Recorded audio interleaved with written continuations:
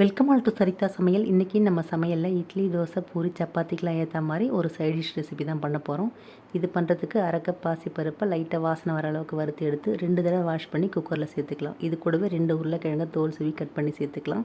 கொஞ்சமாக மஞ்சத்தூள் சேர்த்து விட்டு பருப்பு மூழ்கிற அளவுக்கு தண்ணி சேர்த்து 3 விசில் விட்டு அடுப்பு ஆஃப் பண்ணிக்கலாம். அடுத்து ஒரு மிக்ஸி ஜாரில் அரை கப் தேங்காய், 1 ஸ்பூன் பொட்டுக்கடலை, 8 பச்சை மிளகாய், 1 துண்டு இஞ்சி, 5-6 பல்லு பூண்டு, 1 ஸ்பூன் சோம்பு, 1/4 ஸ்பூன் கசகசா, இது கூடவே 4 முந்திரி சேர்த்து கொஞ்சமாக தண்ணி விட்டு நைஸாக அரைச்சி எடுத்து வச்சுக்கலாம். இப்போது வேக வச்ச பாசிப்பருப்பு, உருளைக்கிழங்கு லைட்டாக மசித்து வச்சுக்கலாம். அடுத்து ஒரு கடாயில் 3 ஸ்பூன் எண்ணெய் சேர்த்து காஞ்சதும் 1/2 ஸ்பூன் கடுகு, உளுந்து, பட்டை, லவங்கம், சோம்பு, பிரிஞ்சி எல்லாம் சேர்த்து நல்லா செவந்ததும் 2 வெங்காயம், 1 தக்காளி கட் பண்ணி சேர்த்து விட்டு கொஞ்சமாக மஞ்சத்தூள், உப்பு சேர்த்து நல்லா வதங்கி வந்ததுக்கப்புறம் நம்ம அரைச்ச இஞ்சி பூண்டு தேங்காய் பேஸ்ட்டை சேர்த்துக்கலாம். இது கூடவே நம்ம வேக வச்ச பாசிப்பருப்பு, உருளைக்கிழங்கு சேர்த்து விட்டு தேவையான அளவு தண்ணி சேர்த்து 10 நிமிஷம் கொதிக்க விட்டதுக்கப்புறம் கடைசியாக கொஞ்சம் மல்லி இலை சேர்த்து கலந்து விட்டால் சுவையான கும்பகோணம் கடப்பா ரெடி.